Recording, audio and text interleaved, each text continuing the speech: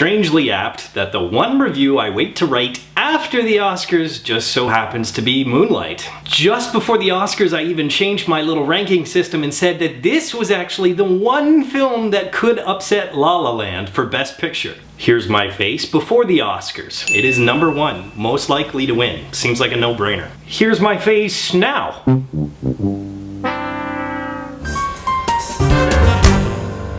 I have two faces. Well, once again, Real School creates the perfect segue because Moonlight is a beautiful movie about the faces we wear, about discovering who we truly are and admitting who we are no matter what. Right there is the thesis to this review. The story was fantastic. Writers Barry Jenkins and T.A. McCraney deservedly won Best Original Screenplay. They told a bold, beautiful, and personal story that deserved to be told. But Mike, you've preached about the inaccessibility of Best Picture nominees all week. Surely you're not telling me that you think Moonlight is accessible. No, but here's what I mean by that. The opinion of one white, straight, cisgendered male means very little in this case because, let's face it, this film was not made for me, and that is not meant to be an insult at all. Because I'd like to think, maybe not, I'm smart enough to realize a couple things. Just because a film is not made for a specific demographic doesn't mean that I can't get anything out of this film.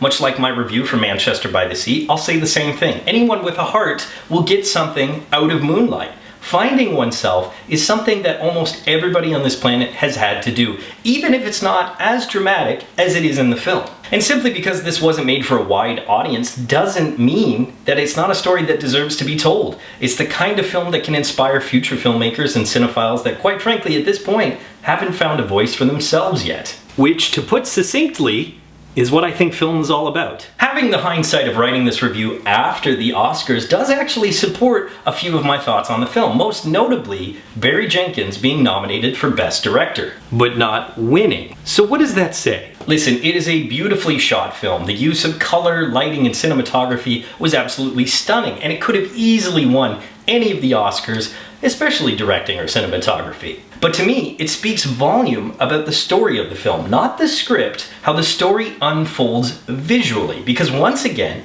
in a Best Picture nominee, I find myself thinking of the P word. No.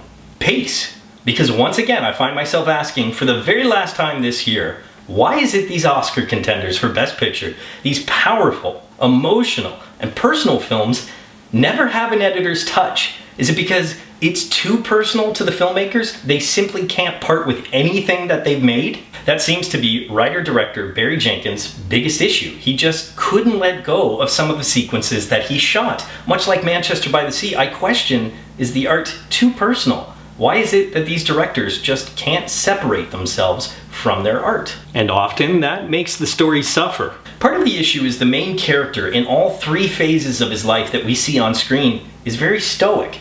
Now that's a very specific choice that the writers and Barry Jenkins as director made, and there's nothing wrong with that. But then if Chiron never really makes anything happen for himself, things still have to happen to Chiron. And yes, things do happen.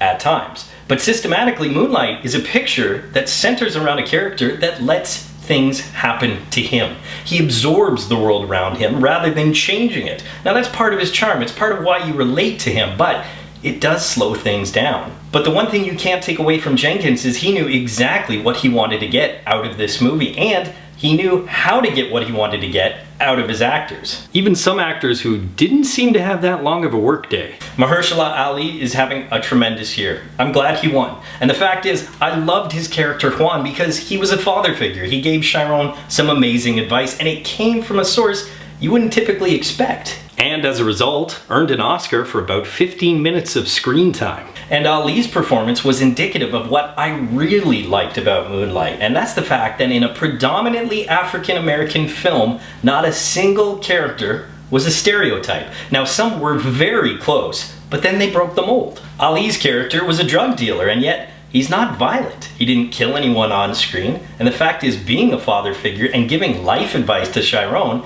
makes him sympathetic. Naomi Harris also deserved her Best Supporting Actress nod by playing Paula, Chiron's mother, who's also a drug addict. Now, while the story could have gone in so many stereotypical or tragic ways, she ended up being a figure of love and guidance, showing that support can come from where you least expect it. which is ultimately what the film represents, especially to those who felt they've never had a voice before. So here's the thing. I can appreciate this movie. I just never got into it. In fact, I ranked it 8th out of 9 Best Picture nominees. And like I said, I put it in 2nd place. I thought it was the one film that could upset La La Land for Best Picture. Guess I just didn't know how terrifyingly accurate I was. So if you've seen Moonlight, let me know what you thought in the comments section below. But that's it, real students, for my Oscar coverage. Only took a week after the Oscars to actually do all of it, but thanks for watching, and until next time, school's out. Hey real students, I hope you enjoyed that review on one of the Best Picture nominated films this year. If you enjoyed that one, click the playlist so that you can see all 9 reviews I did on all 9 nominated films. As always, if you haven't done so already, please subscribe to Real School. You can also click that notification bell, that damn bell, so that you are aware of all of Real School's content. You won't miss out on any of the Best Picture nominated reviews. You won't miss out on any of the new content that's coming up throughout the year. You can also follow me on Twitter, and you want to do that because live on Oscar night, Sunday, February 26th, I will be live tweeting. So join me for what I like to call intellect, wit, and a lot of sarcasm. And of course, if you get anything out of Real School, you can always give a little back. Just click the link above me or below in the description, and you can become part of my Patreon team.